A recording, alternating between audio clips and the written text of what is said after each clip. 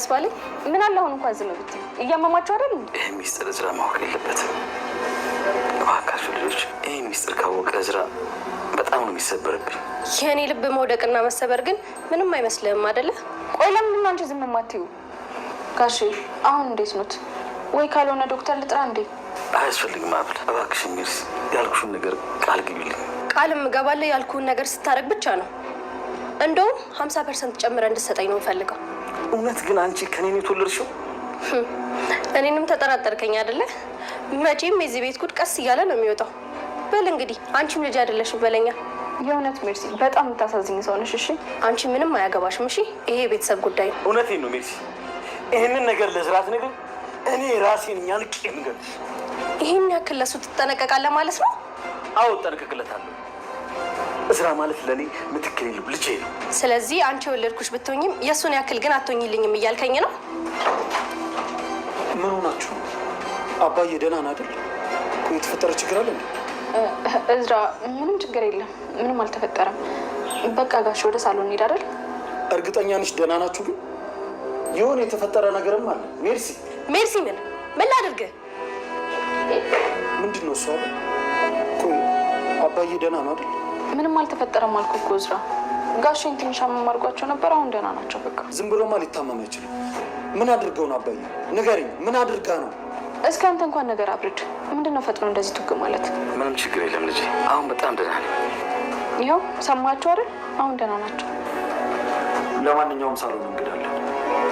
እንግዳ? የምን እንግዳ? ኩኩሻ ወደ ቤት መታለች። ማለቴ ቢኒያም ፍቅር ነው። በዛውም ሳሎን እንሂድና አንቺ ትተዋወቅሻለች። አንቺ ደግሞ ማነሽ? አቤት፣ እኔ ነው እያናገርሽኝ ያለሽ? እና ከአንቺ ውጭ ሌላ ሰው እዚህ አካባቢ አለ? ምን ሰራሽ? ማን ያመጣሽ? አልገባኝም። ቆይ ከዚህ በፊት እኔን ታውቂኛለሽ? ማታውቂውን ሰው እንደዚህ ነው የምታናግሪው? ይቅርታ ኩኩሻ፣ ጥለንሽ ጠፋን አይደል? ድሮም የእሱ እንግዳ እንደሆንሽ ጠርጥሬያለሁ። ለምን ስርዓት አይኖርሽም? ኩኩሻ አቤት።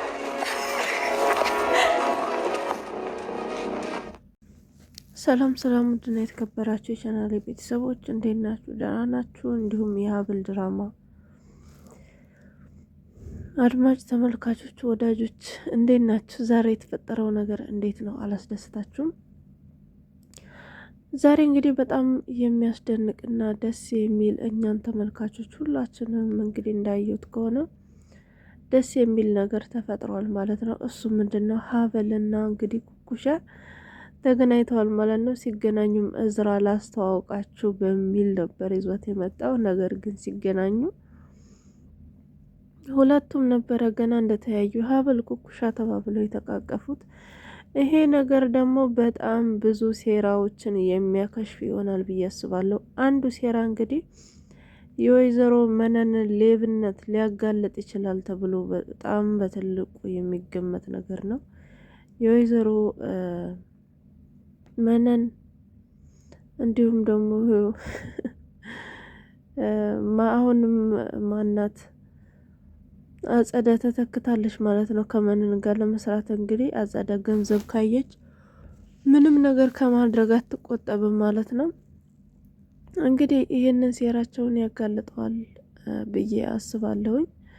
ውድና የተከበራችሁ የቻናሌ ቤተሰቦች ዛሬ ኩኩሻና ሀብል ስለተገናኙ በጣም ደስ ያላችሁ ካላችሁ ኮመንት ላይ በጣም ደስ ብሎኛል። ወይዘሮ ሀና ከዚህ በኋላ አትበላም። ሀናም ማናት ሀብልም እንግዲህ እናቷን የምታገኝበትን መንገድ ታገኛለች የምትሉ እንግዲህ በኮመንትም በላይ ማሳውቁኝ። እኔ በጣም ነው ደስ ያለኝ።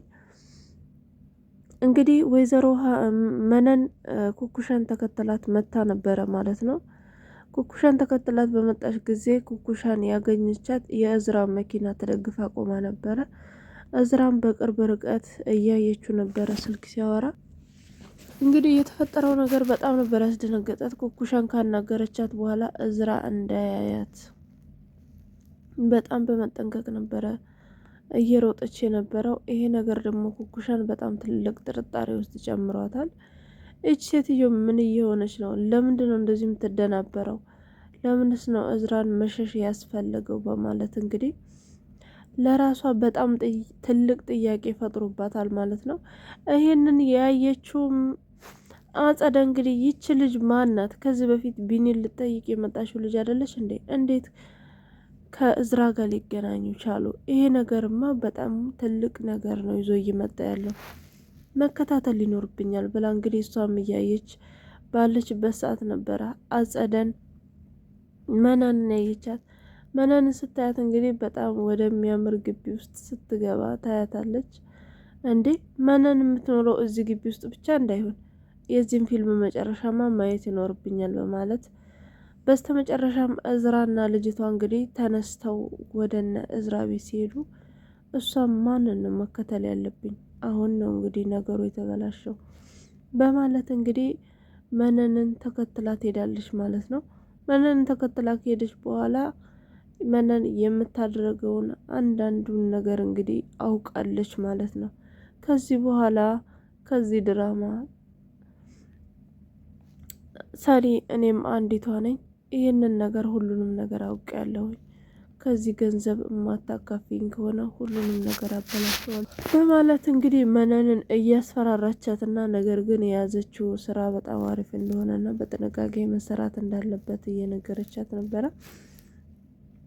በሌላ በኩል ሜርሲ እንግዲህ አባቷ ላይ በጣም ትልቅ ጥያቄ አቅርባለች። እንዲሁም ደግሞ በጣም ትልቅ ነገር ነግረዋለች ማለት ነው። እሱ ምንድን ነው እንዳያችሁት ከአሁን በፊት አጸደ እንግዲህ አክሲዮኑንና መኪናሽን ወደ እኔ ልታዞሪልኝ ይገባል፣ ምክንያቱም አንቺን ከብዙ ነገር እየታደግኩሽ ስለሆነ ሰው ገለሽ ራሱ ደብቄልሻለሁ ስለሆነ ቢኒንም ተደብቆ እንዲሞት እዛው እስር ቤት እንዲገደልና አንቺን ከዚህ በኋላ የማህደር ታሪክ ተመልሶ እንዳይመጣ ስላደረኩልሽ ግዴታ አንቺ ይሄንን መስዋዕትነት መክፈል አለብሽ ብላ ስላስፈራራቻት ሄዳ አባቷን እንድትጠይቅ ተገዳለች ማለት ነው። አባቷም እንደዚህ የሚል ነገር እንዴት ታመጫለሽ ብሏታል ማለት ነው። እኔ የምፈልገው የእናቴን ድርሻ ነው፣ ሌላ አይደለም። የእናቴን ድርሻ እንድትሰጠኝ ነው የምፈልገው ስትለው እንግዲህ የእናትሽ ድርሻ ምንም የለም፣ እናትሽ ላንቺ ብላ ያስቀመጠችው ስባሪ ሳንቲም የለም፣ ቁርጥሽን ወቂ በማለት ሲነግራት እንግዲያውስ እዝራ ወንድሜ እንዳልሆነ አውቄ ያለሁኝ። እዝራ ማለት የትም ከመንገድ ላይ አንስታ ያመጣው ወፍ ዘራሽ ነው። ለሱ ደግሞ የሰጠውን ገንዘብ 50%ቱን ለኔ ማታዞርልኝ ከሆነ ይሄንን ሁሉንም ነገር ለእዝራ እነግረዋለሁ በማለት አቶ እስክንድርን አስፈራርተዋለች ማለት ነው። አልፋም ተርፋም እንግዲህ ዲኤንኤን ያሰራችበትን ወረቀት እንግዲህ አንስታ ለአቶ እስክንድር ነግረዋለች። አቶ እስክንድርም አይደለም 50% ስባሪ ሳንቲምም ላንቺ አልሰጥሽም፣ ሁሉም ነገር ያለው በእዝራ ስም ነው ብሏል ማለት ነው። እንግዲህ እዝራንም እዝራ ልጄ ከዚህ በኋላ ሁሉንም ቤቱንም ንብረቱንም የምታስተዳድረው አንተ ነህ፣ አንተ ማለት የኔ ምትክ ነህ። እኔ ከሞትኩ ራሱ ይህንን ቤት ቀጥለጥ አድርገህ መያዝ አለብህ፣ ሚስትህንም አክብረህ በሰላም መኖር አለብህ እያለ እንግዲህ ለእዝራ ሲነግረው ነበረ። እዝራም ደግሞ አባዬ ምንም አትሆንም፣ ከዚህ በኋላ በጣም ጎበዝ በውጭ ሀገር የሚኖር ኢትዮጵያዊ ዶክተር አግኝቼልሃለሁ እያለ የዛ የሰውዬ ስምና የሀብል አባት ስም በጣም ነው የተመሳሰለብኝ። ምናልባት የሀብል አባትም ዶክተር ነው ስለተባለ የሀብል አባት ይሆናል ብዬ አስባለሁኝ።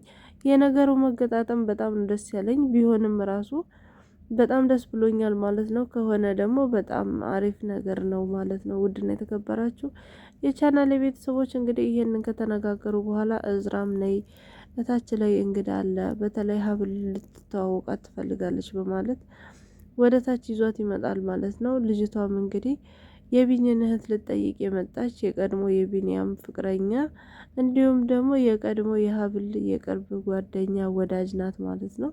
ይሄንን እንግዲህ ሀብል ስታየት ማመን ነበረ የከበዳት ማለት ነው። ልጅቷም እንግዲህ ከአሁን በፊት ከወይዘሮ መነን ጋር እየሰራች ያለችው ድራማ ሀብል በምትባል ልጅ ስም ስለሆነ ምናልባት ይሄንን ነገር ከጠረጠረችና ስለ እናቷ ስለ አስተዳደጓ ስለ ሁሉም ነገር ሀብል ጋር የሚያወሩ ከሆነ አንድ ባንድ ይሄን ድራማ ኩኩሻ የምታቆመው ይሆናል ማለት ነው። ይሄ ድራማ ቆመ ማለት ደግሞ መነንና አጸደ እንግዲህ ገደል ገቡ፣ በዜሮ ነገራቸው ተባዛ ማለት ነው። ምክንያቱም አጸደ እዚህ ጋር እንግዲህ የተማመነችበት አክሲዮን ነበረ፣ እሱንም አቶ እስክንድር በዜሮ ነው ያባዘው። ምክንያቱም ምንም አይነት ከኔ የምታገኙ ስባሪ ሳንቲም የለም በማለት ሜርሲን አስፈራርቷታል። እንዲሁም ከዚህ በኋላ ለእዝራ የምትነግሪ ከሆነ እኔ ነኝ አንቄ የምገልሽ ሁሉ እያላት ነበረ። ምናልባት እንግዲህ አይታወቅም። እኔ እንዳሰብኩት ከሆነ ይሄ ነገር የአቶ እስክንድር ልጅ እዝራ ነው ሜርሲ ናት የሚለው ነገር ሊያጠራጥረኝ ችሏል ማለት ነው። ምክንያቱም አቶ እስክንድር ምናልባት እንግዲህ እዝራ የራሱ ልጅ ሆኖ ከሌላ ሴት የወለደው ልጅ ሆኖ እንግዲህ ምናልባት ሴትየዋ እንዲሁም ደግሞ ትዳሩ እንዳይበጠበጥ በማለት ከመንገድ ላይ አንስቼ ነው ያሳደግኩት ብሎ ዋሽቶ እስካሁን ያሳደገው ልጁ እንደሆነ ይመስለኛል። ምናልባትም እንግዲህ ሜርሲ የእሱ ልጅ ላትሆን ትችላለች ብዬ አስባለሁ። ምክንያቱም ልጁ ብትሆን በዚህ ልክ ምንም አይነት ስባሪ ሳንቲም በስሟ ሳያስቀምጥላት ለመሞት መንገድ ላይ አይገባም ማለት ነው። ምክንያቱም የአቶ እስክንድር ህመም እንግዲህ በጣም ዶክተሮች እንዳሉት ከሆነ በቅርብ ጊዜ ከዚህ ዓለም እንደሚሞት ከዚህ ዓለም እንደሚሰናበት ተናግረውታል። ይህንንም እንግዲህ እያወቀ ነው ሁሉንም ነገር በእዝራ ስም ያደረገው እና እዝራ ነው ልጁ ወይስ ሜርሲ ናት የሚለው ነገር እኔ በጣም ጥያቄ ፈጥሮብኛል ማለት ነው። እናንተስ ምን ትላላችሁ? በሌላ በኩል ወይዘሮ መነን እንግዲህ ወይዘሮ ሀናን ስለ ሀብል አባት እየጠየቀቻት ነበረ። የሀብል አባት በጣም ጠንካራ ዶክተር እንዲሁም ደግሞ በጣም ሀብታምና በጣም ብዙ ገንዘብ ያለው ሰው እንደሆነ ሰምታለች ማለት ነው። እንግዲህ ወይዘሮ መነንም ዋው በጣም ነው ደስ የሚለው ሁለተኛ ድል ገና ከሱ ላይም በጣም ረብጣ ገንዘብ እናገኛለን በማለት እንግዲህ ሆዷን ሰፋ እያደረገች ነው ያለችው ማለት ነው። ይሄ ነገር ይሆናል ወይስ ደግሞ እንደዚሁ እንደተመኘች ተመልሳ ወደዛች ወደ ጎጆ ቤቷ ትገባለች ብላችሁ ታስባላችሁ? እኔ ግን በቅርብ ጊዜ አጸደና መነን አንድ ቤት ውስጥ የሚኖሩ ይመስለኛል። ምክንያቱም የሚኖሩት የት ነው ካላችሁ ደግሞ እዛች መነን ካሁን በፊት ትኖርባት የነበረችው ኩሽና ውስጥ አብረው እንደሚኖሩ ተስፋ አደርጋለሁ። ምክንያቱም የተንኮለኛ ሰው መጨረሻ እንደዛ እንደሚሆን እርግጠኛ ስለሆንኩ ነው እንደዚህ የምላችሁ። እንግዲህ የዛሬው ድራማ እዚህ ላይ አብቅቷል። በቀጣይ ደግሞ የሀብልን እውነት የምናይበት ሊሆን ይችላል ብዬ አስባለሁ። አብራችሁኝ ስላላችሁ ሰብስክራይብ ስለምታደርጉ ስለምታበረታቱ በጣም ነው የማመሰግነው። ሰላም ሁኑልኝ።